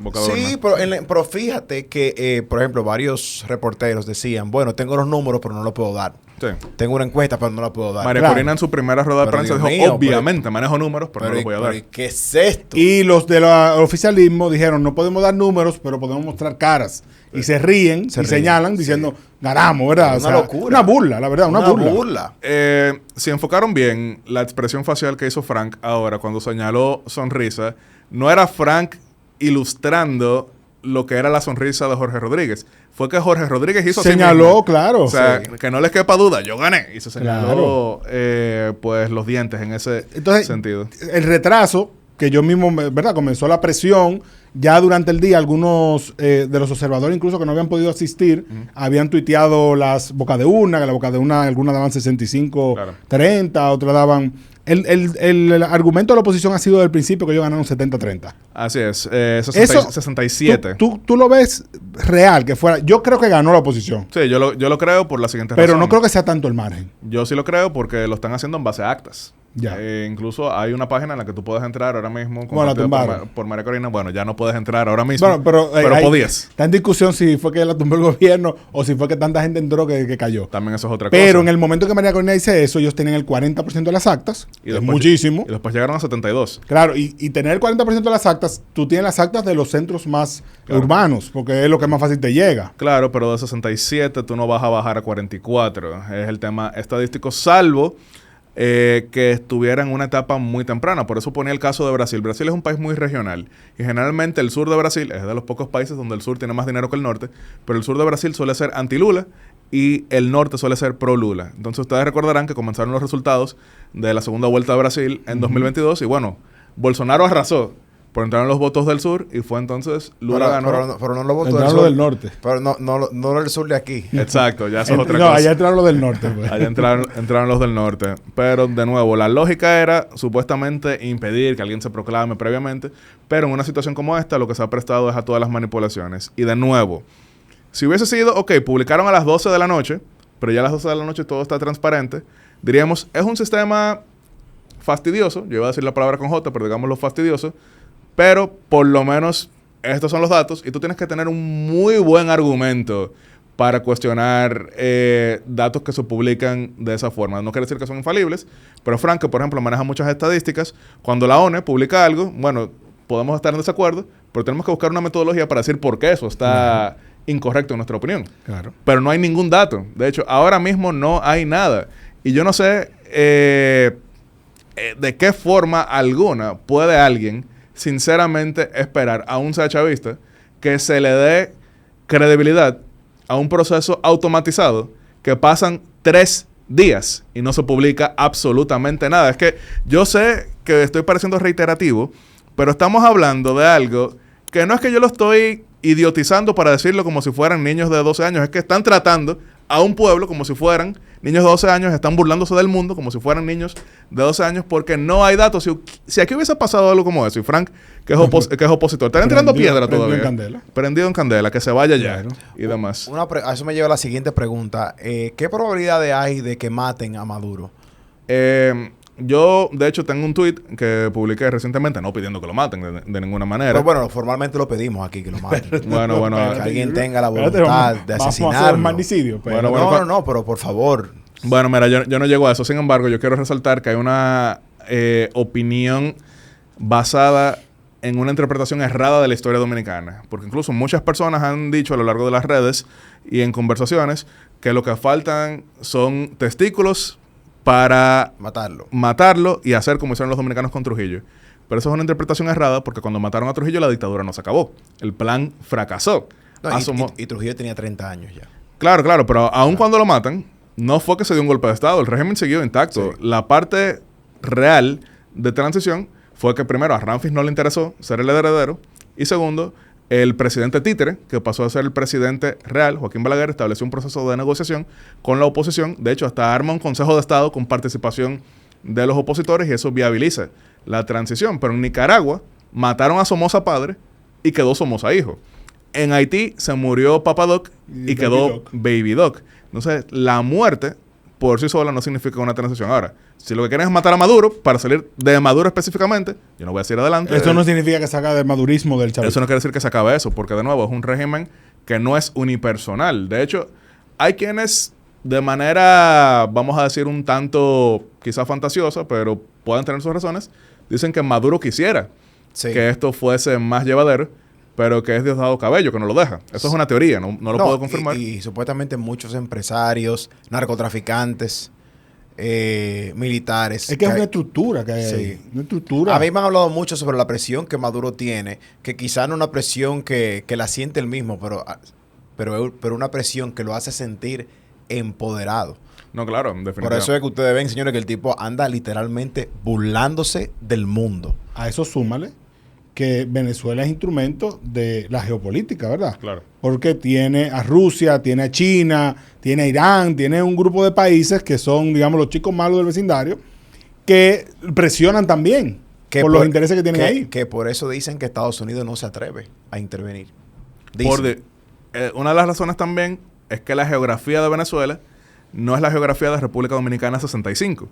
Porque aquí llegaron en el 65 y se acabó todo. O sea, la guerra civil nunca fue la misma cuando llegó a Estados Unidos. En Panamá, cuando Noriega quiso robarse la elección para desconocer el triunfo de Guillermo Andara y Estados Unidos invade en diciembre, igual llegaron y se acabó todo. Somos países más pequeños.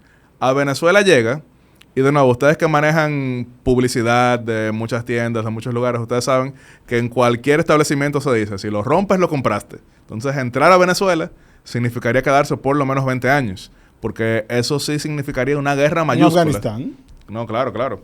¿Pero una guerra civil o una guerra...? de una invasión de Estados Unidos. De todo tipo, hasta proxy. O sea, guerra civil no es posible en este contexto porque no está armada.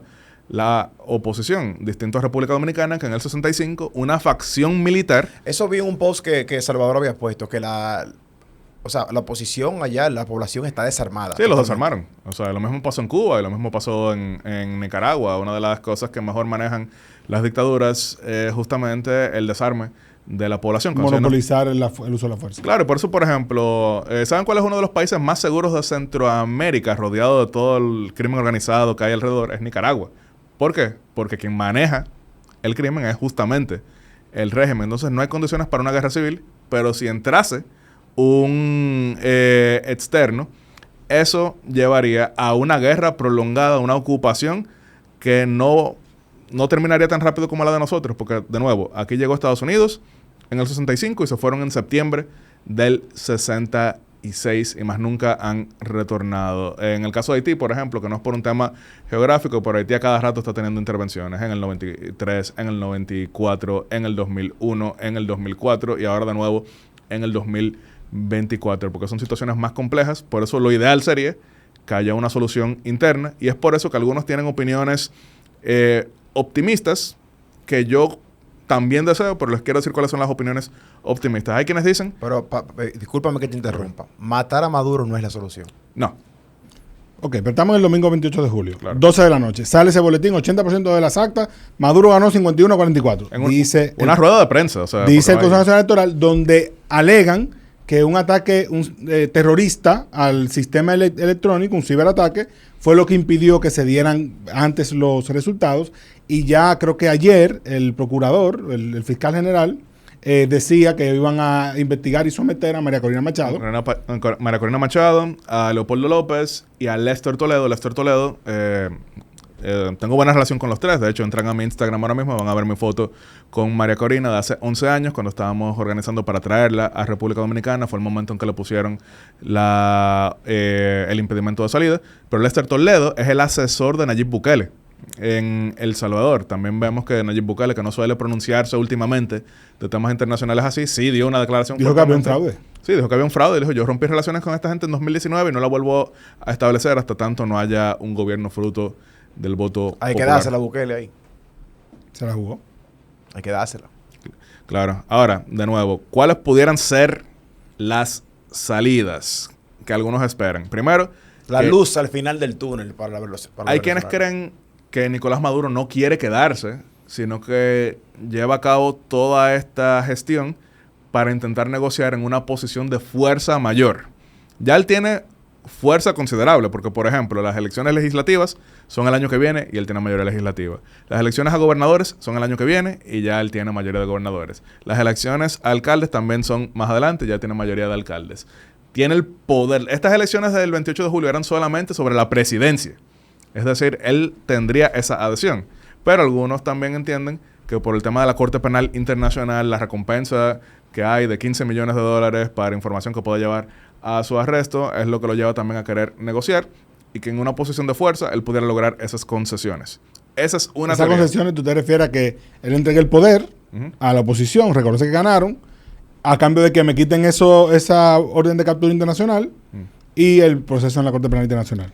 Que es muy difícil porque el tema de la Corte Penal Internacional, donde han sido sometidos una gran cantidad de ex dictadores, criminales de guerra y demás, si fuera tan sencillo como, bueno, voy a negociar y te lo quito, pues muchos otros dictadores hubieran logrado algo similar. Pero es una teoría que tienen algunos. Ahí también... Y me imagino que él negociaría ahí también hacia dónde se va. Claro. Se va a Nicaragua, se va a cualquier régimen que lo... Que Nicaragua está ahora mismo recibiendo una gran cantidad de dictadores caídos, de hecho, y no solamente dictadores, sino también expresidentes. Y Martinelli. Martinelli está en la embajada de Nicaragua ahora mismo en Panamá. Pero yo no creo que nadie quisiera recibir a Maduro. Daniel Ortega lo haría. Daniel Ortega lo haría. ¿Y en Turquía lo recibirían? Habría que ver. En Turquía fue que él asistió al restaurante ese del Salt Bake, esa imagen porque que se volvió... Una de las teorías es que él tiene miles de millones de dólares en Turquía. Puede ser, un país petrolero. ¿Y no sería más fácil matarlo allá? Ah, bueno. Bueno, pero el tema... Matarlo quizás... Hay norte aquí en este episodio. Pero tú dices matarlo desde el punto de vista de una solución final después de que él salga del poder. Asesinarlo, porque yo creo que el lugar más seguro que él está ahora mismo en el planeta es Venezuela. Pudiera ser. Yo creo que él es intocable ahí. Pero yo creo que en Turquía también sería un poquito más difícil matarlo, porque habría menos personas que lo identifican, que pudieran seguirlo. Tendría que ser una operación bastante bien desarrollada. Alguien preguntó en el grupo de Patreon ese tema de que si era fácil, óyeme, el riesgo de un presidente, así como tiene una gran protección, en realidad a los presidentes a quienes quieren matar. O sea, hay personas que lo planifican eso y gobiernos que han planificado y que han participado también de eso. O sea que posibilidad hay. Que sea exitosa, bueno, eso es uno en un millón. Saddam tenía muchísimos dobles para protegerse y como quiera lo mataron. Y Fidel Castro también fue objeto de decenas, cientos de intentos de asesinato. Hay algunos dementes que logran pegarle tiro al presidente. Por ejemplo, en el caso de Ronald Reagan, el que le pegó el tiro fue una persona que se obsesionó con la película Taxi Driver. Sí. Y él primero quería matar a Jimmy Carter. Lo que pasa es que Jimmy Carter perdió la reelección. Entonces, después y él lo que quería era impresionar a Jodie Foster. A Jodie Foster. Que lo logró, me imagino. Ella dijo que eso es uno de los tramos más grandes que ella tuvo. Hay que recordar que Jodie Foster después salió del closet como lesbiana. No creo que fue por eso, pero vale la pena recordarlo. Ahora, de nuevo. La cambió. Sí. La resetió. Sí, la resetió. Pero claro. Domingo 28 de julio, ya dije 12 de la noche. Al otro día se da de una vez la proclamación. Eso también es extraño. Sí. Porque te da un indicio de vamos a salir de esto rápido para que no tengan esta gente ningún argumento y ya este hombre está proclamado como presidente por un Consejo Nacional Electoral que él prácticamente lo designó y lo eligió a dedo. Eso es de él, definitivamente. Incluso vimos a Vladimir Padrino diciendo que jura lealtad eterna a Nicolás Maduro. Eso de nuevo es deliberación de parte de las Fuerzas Armadas, algo que generalmente es visto con muy mal ojo en la mayoría de países democráticos. Descartada la posibilidad de que asumamos que él no está, él no quiere negociar una salida. ¿Qué otras alternativas hay? Descartemos también la parte del magnicidio. Que alguien más, bueno, Gepiano no la quiere descartar, pero bueno. No quiero descartar, o sea, viendo las opciones. Primera opción, que él esté haciendo esto para él tener una posición de fuerza en una negociación. Claro. Segunda es que venga un magnicidio. ¿Qué más queda? Que alguien más a lo interno del régimen quiera negociar algo que no es inédito. Porque, por ejemplo, aquí quienes, y mezclando el deseo de Gepiano, aquí quienes matan a Trujillo no eran opositores de la izquierda. Habían sido beneficiados. Todos. De hecho, Inver Barrera había sido gobernador de Puerto Plata por el Partido Dominicano en varios otros sentidos. Si tengo que hacer una pequeña acotación, era un régimen que todo el que hacía vida pública en el país tenía que jurarle lealtad. Claro. Pero lo cierto es que no eran insurgentes. Y de hecho, precisamente por eso pudieron eliminar físicamente a Trujillo, porque tuvo hasta la participación de quien era en ese momento el secretario de las Fuerzas Armadas. Pero también, por ejemplo, otros casos. Paraguay 1989, quien derroca a Alfredo Stroessner es su también comandante en jefe de las Fuerzas Armadas, una persona cercana a él, del mismo partido de Stroessner, el Partido Colorado, que incluso gana las elecciones libres que hacen inmediatamente después. En el caso de Hugo Banzer, en Bolivia, igual quien lo derroca es un integrante de las mismas Fuerzas armadas. En el caso de Efraín Ríos Montt, quien lo derroca es también un integrante de las Fuerzas Armadas, Efraín Ríos Montt de Guatemala. En el caso de Mugabe, en Zimbabue, quien lo derroca es el mismo partido que él lideró a lo largo de toda su vida pública. Entonces hay algunos que entienden que al ver lo insostenible de la situación, integrantes del régimen dirán, nos vamos a fastidiar con este señor en la cabeza, vamos a salir de él y hagamos nosotros la apertura, que es algo que de nuevo ha pasado en otras ocasiones. En España, y esto no fue, vamos a decir, un derrocamiento, pero tras la muerte de Franco, el rey Juan Carlos pudo perfectamente haber jugado a la continuidad del régimen. De hecho, incluso en su acto de juramentación, dijo que estaban unidos en el recuerdo a Franco. Si buscan el video ahora mismo... Él era el heredero a título de rey. Él era el heredero. Ahí lo que hay que darle el reconocimiento a Torcuato Fernández Miranda, que fue el arquitecto de lo que luego fue la transición democrática española. Sí, sin embargo, de nuevo, si el rey se hubiese prestado... tuvo que ser una decisión de él, claro. A la continuidad, pero la decisión que tomó fue desarticular a el régimen de Franco. Yo sé que a algunos aquí en la audiencia no necesariamente les va a gustar, pero si en República Dominicana Joaquín Balaguer hubiese desconocido la situación del 61, probablemente el régimen pudo haber continuado de otra manera. Pero más aún, si en el 78, cuando una facción militar, en la madrugada del 17 de mayo, los boletines apuntaban a una victoria del Partido Revolucionario Dominicano, si el presidente, en vez de dar un discurso desautorizando a esa facción militar, se sumaba a ello, entonces probablemente República Dominicana no hubiese visto esa transición pacífica. Eso es un buen tema, porque creo que tú dices ahí que Balaguer es el papá de la democracia dominicana. Bueno, eso lo declaró José Francisco Peña Gómez, incluso yo he compartido frecuentemente... Estoy de acuerdo ahí, estoy de acuerdo, pero padre castigador, obviamente. Porque de los tres caudillos, el único que era realmente demócrata de principio a fin era Peña Gómez. Con su luz y su sombra. Sí. Balaguer tiene ese reconocimiento, claro. Pero República Dominicana es el país distinto del Caribe y Centroamérica por cosas que hizo Balaguer. Pero espérense, señores, que tenemos que... ya tenemos 1 hora y... No, hay que hacer un episodio nada más de eso. No, hay 1 hora y 17, sí. Tú tienes que volver. Claro que sí. Para hablar sobre eso. Que incluso nos encontramos y hablamos de eso. Fíjense. Mira. Venezuela rompe relación diplomáticas con República Dominicana. Un tema muy importante que no hemos abordado. ¿Por qué y qué va a pasar ahora con los venezolanos que están aquí en este país? El comunicado lo primero que dijo fue que retiraban a su personal diplomático de los 7 países que hemos cuestionado el resultado. Pero mi pregunta es, nosotros no lo hemos cuestionado. Yo no he visto en ningún momento que se ha cuestionado. Simplemente queremos que se respete el proceso de que ustedes enseñen las actas. Entonces ya estamos al nivel de que si tú solicitas la acta, te jodiste. Con comunistas no se trata de medias tintas, ellos es o 100% conmigo o 100% en contra mío. ¿Qué hijo de la gran puta ese tipo? Pero mira, incluso le dijeron fascista a Boric, un zurdo universitario. Exacto, sí. muy respetable. Qué irónico. Pero le dijeron fascista. Él dijo, señores, esta es una coalición en Chile entre la izquierda y la centroizquierda. Pero al fin y al cabo, Boric, que muchos quisieron ligarlo a ese segmento de manera injusta, es una persona que es progresista. Y es algo que le pasa, por ejemplo, a José Horacio, que algunas personas le estaban entrando cuando él también en Twitter quiso cuestionar la imposición dolosa del régimen. Algunos dijeron, pero eso es lo mismo que tú defiendes, etcétera, etcétera. Y miren, él podrá ser un progre. Sin embargo, hasta ahora yo no he visto, a lo mejor estaré confundido, pero yo no he visto a José Horacio hablando aquí de que hay que expropiar a los terrenos de Punta Cana. La gente se pasa también. Pero además, y una aclaración ahí, porque a muchas personas le han ido sacando como tweets de cosas que dijeron sobre Venezuela, sobre Hugo Chávez, Faride. Sí. Óyeme, eran otros momentos. La verdad es que uno veía a Venezuela y veía a Chávez con otros ojos. Claro. El tiempo nos quitó la razón a muchos, que como yo dije al inicio, lo veíamos con admiración. Y yo creo que no se ha llegado a los límites. Fueron sus actos. No se ha llegado a los límites que hay ahora, evidentemente. De nuevo, en un momento se cometían los errores de poner en el mismo saco también a extremistas de izquierda con centroizquierdistas, pero el tiempo ha mostrado que eso no es así, porque de nuevo, miren el mismo caso de Gabriel Boric, que está siendo tratado de fascista por el régimen en Venezuela. Entonces, ¿qué pasa ahora? No, y una pregunta para que tú le aclares a la audiencia. Si decir que retira sus embajadores es romper relaciones diplomáticas. No del todo. De hecho, el mismo canciller Roberto Álvarez ha aclarado de que esto es un retiro aparentemente temporal. El rompimiento de relaciones ya es otra Claro, figura, otro procedimiento es según otra la Convención figura. de Viena en este caso. Sí, ya después estaremos hablando de posible normalización de relaciones. Hay que recordar que no es la primera vez que esto sucede con Venezuela. Obviamente la audiencia lo primero que piensa es cuando se intentó asesinar a Rómulo Betancourt de parte de Trujillo y se rompieron las relaciones diplomáticas de prácticamente el continente completo con nuestro país. El régimen estaba aislado al momento de ser asesinado Que no Trujillo. que no fue Trujillo.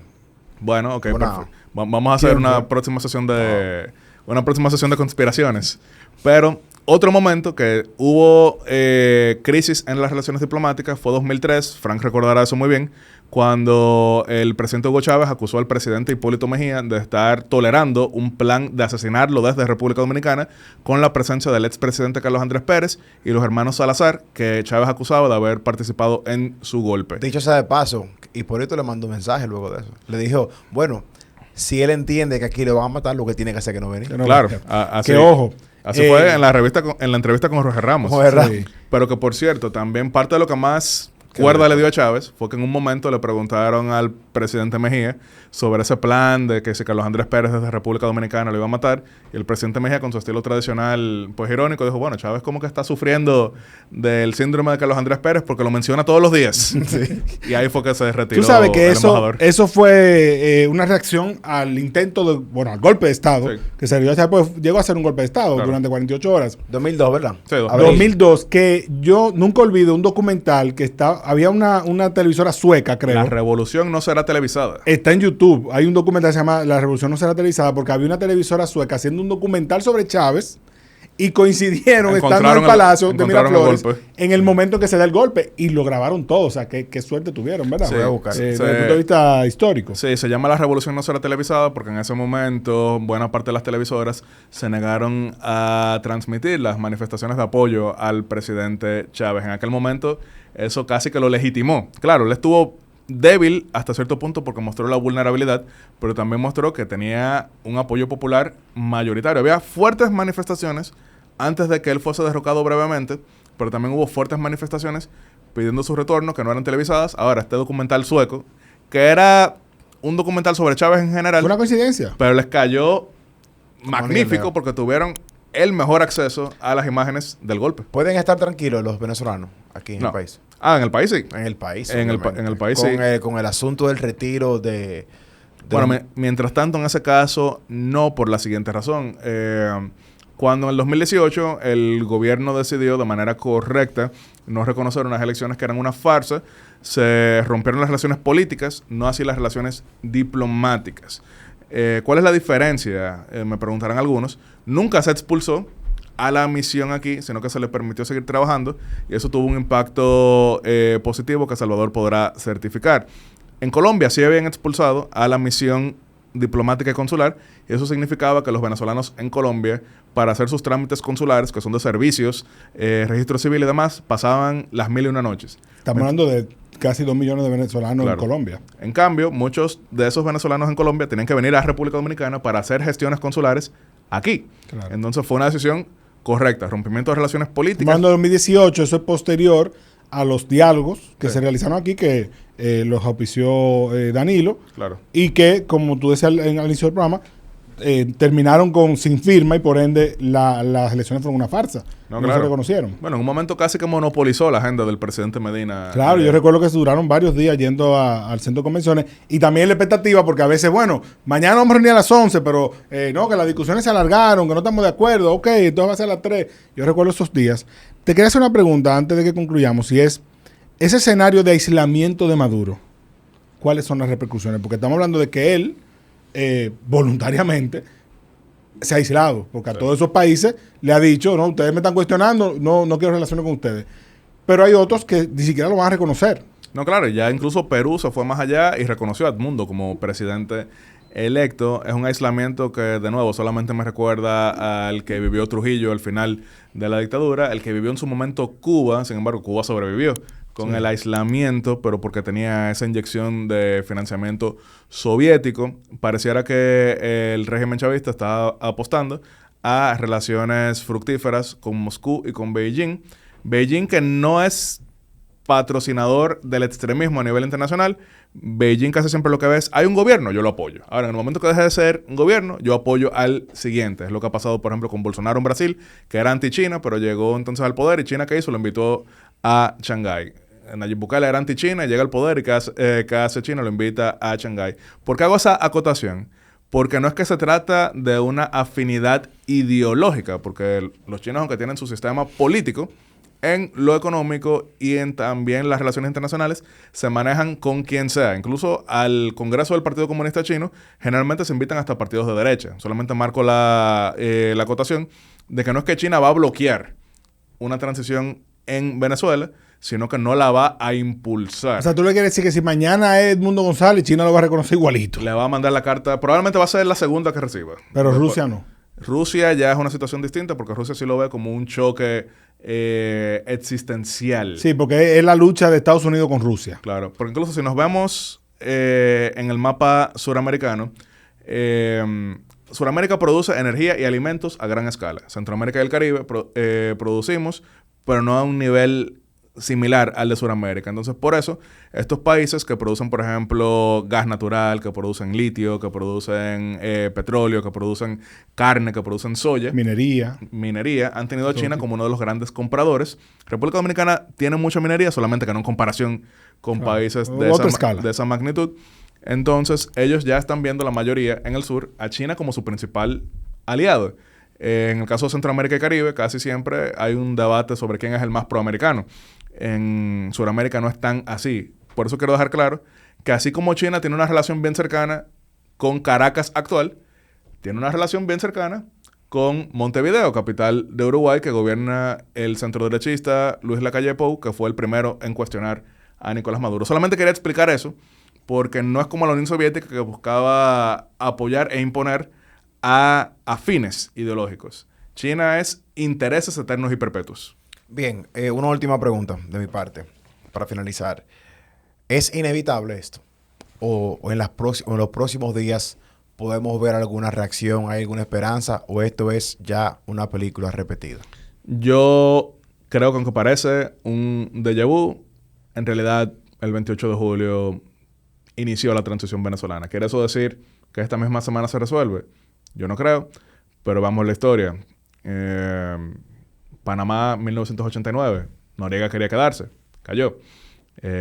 Pinochet, 1988. Hubo quienes pensaron que no iba a reconocer el referéndum. Finalmente lo reconoció y cayó. Muchas otras transiciones que se han dado. Yo sí creo que este es el inicio. Ahora, lo ideal sería que se logre una salida sin derramamiento de sangre, sino que sea realmente una negociación. El gran problema está en que como tú negocias con quien ha incumplido todo, pero yo sí estoy seguro que a lo interno del chavismo ahora están hablando sobre la insostenibilidad de nuevamente someterse a lo que vivieron del 2014 en adelante. Bueno.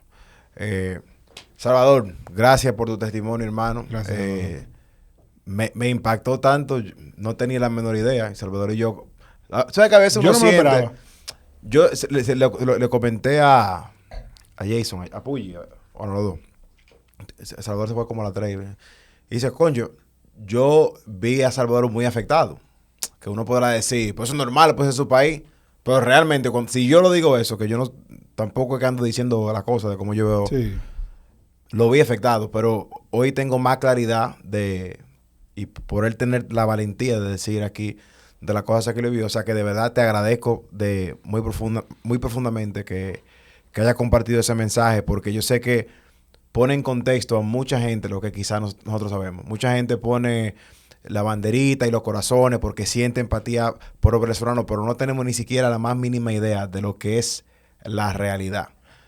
La mayoría, ¿verdad?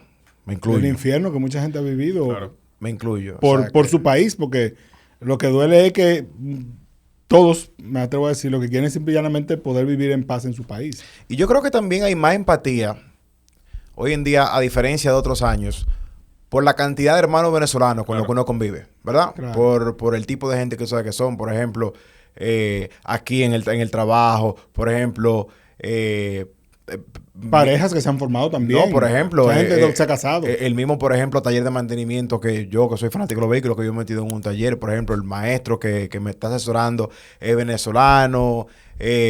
tengo muchísimos, o sea, ahora que lo pienso, tengo muchísimos amigos, tengo muchísimos compañeros venezolanos. Incluso cuando pido un currículum o me gusta, se va a escuchar mal esto, pero me gustaría que sea venezolano. Porque están más formados, son más educados, son más trabajadores. Entonces uno hasta se ha acostumbrado a ese estilo de vida. Ni mencionar, por ejemplo, la gente aquí que anda buscando novia o algo, la prefieren venezolana.